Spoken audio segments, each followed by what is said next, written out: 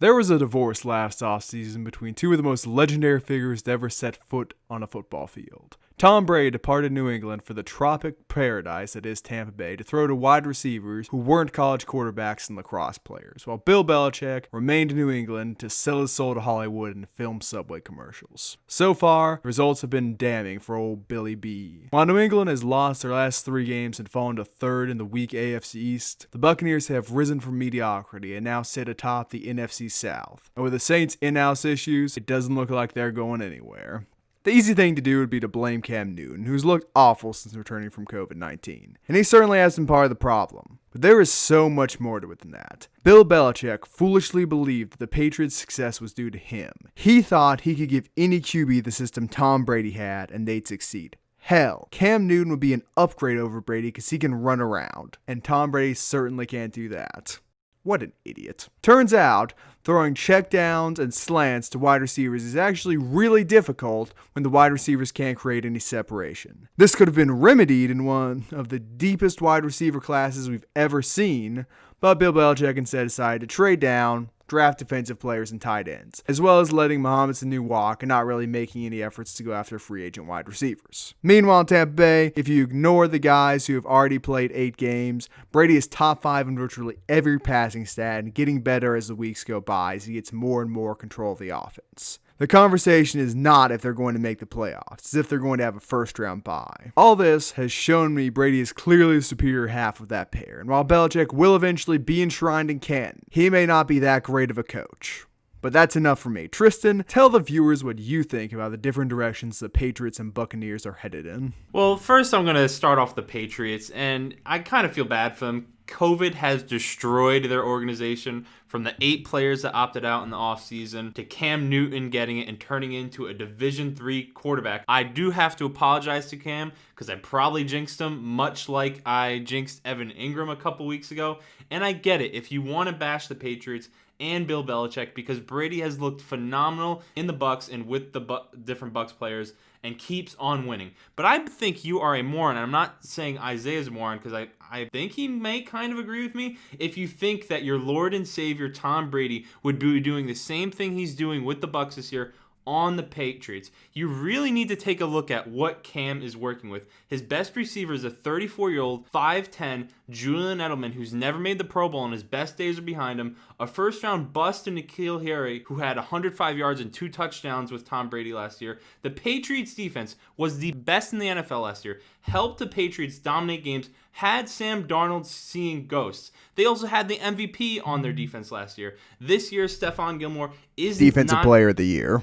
Defensive Player of the Year. He's allowed the 4th highest passer rating among all cornerbacks that have played at least half their team snaps. And their defense gave up 275 yards a game last year, 14 points a game, compared to this year giving up 306 yards and 23.8 points a game. Cam is not getting the support from the Patriots defense that Brady got. And if you want to look at you want to talk about, oh, well, Brady still got 10 plus wins last year. The winning percentage of teams that Patriots played last year was 47%.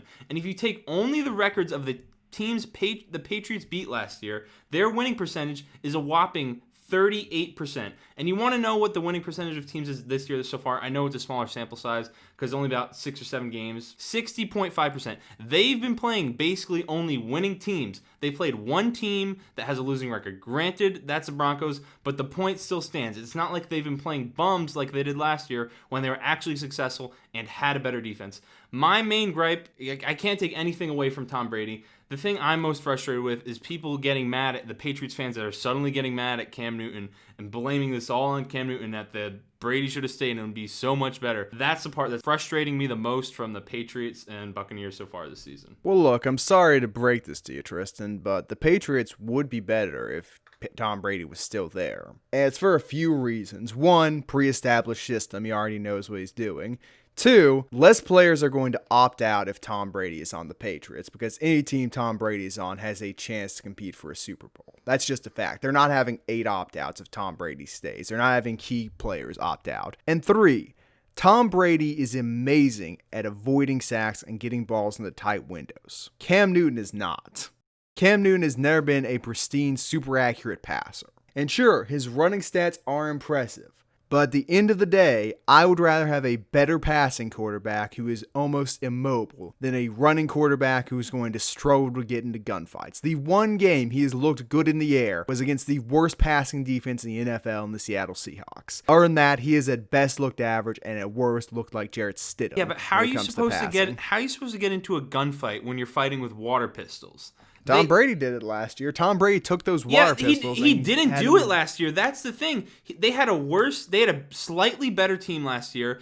If you compare their QBRs, I know it's a big if because the game just happened, but they have the same QBR Tom Brady last year as Cam Newton this year. If you take out Cam Newton's last game in which he threw 3 interceptions, now it's a big if because that did in fact happen. I'm sorry. Then the QBR is a stupid stat because Tom Brady had 4K yards, 24 passing touchdowns, and only 8 interceptions. Cam Newton is nowhere close to on pace for that in terms of passing. Yeah, but what was the whole entire narrative last year? That the defense was winning them games and Brady wasn't doing enough to help the offense score points. And they didn't play any good teams last year. Every team they've played this year is either 500 or has a winning record besides Broncos.